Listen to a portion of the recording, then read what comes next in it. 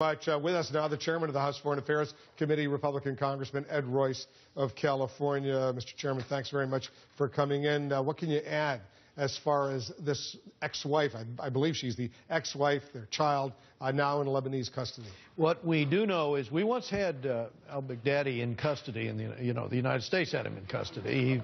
Since that time, he was in custody in Iraq. In Iraq, yeah. And since that time, we've little information on him directly. This will be our first opportunity to really get some intel, and the Lebanese are, of course, running the operation, but that will be shared with us.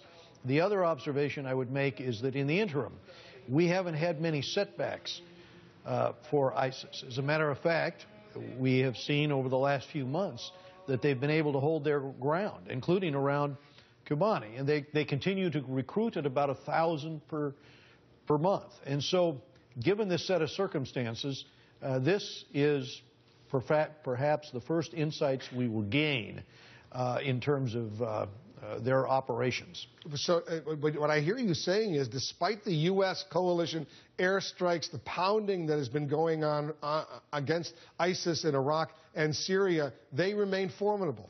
Very formidable, and not only that, but a lot of that offensive capability that we're taking is still pretty de minimis. You've got an average over the last 4 months of about 250 airstrikes a month. It's not a tremendous amount, and at the same time, the Free Syrian Army is out of ammunition.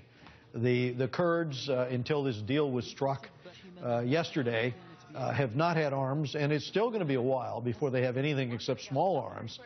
We just had a situation in September where we saw a unit overrun, Kurdish unit overrun. They called for airstrikes. By the time we'd scrambled, it was 2.5 hours later, and by that time, ISIS had done their work with armor. They had 10 armored vehicles there with 50 caliber machine guns, and they just mowed down the Kurds.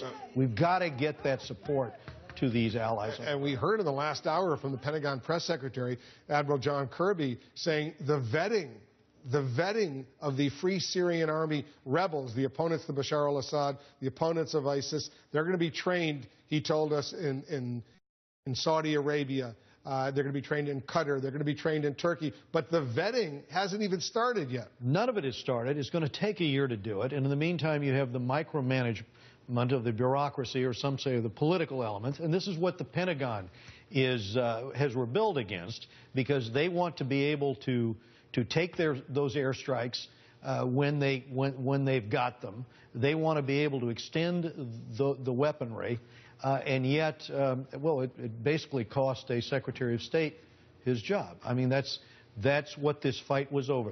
Explain what you mean. Like Chuck Hagel lost his job because Chuck Hagel was pushing, as the Pentagon was pushing, for more decisive action, and calling attention to the fact that the Free Syrian Army, was out of ammunition, calling attention to the fact that the Kurds still weren't getting the armament they needed, and that airstrikes were going through a political process that took so long and was so cumbersome and so strict in terms of targeting that it was not defeating ISIS on the ground.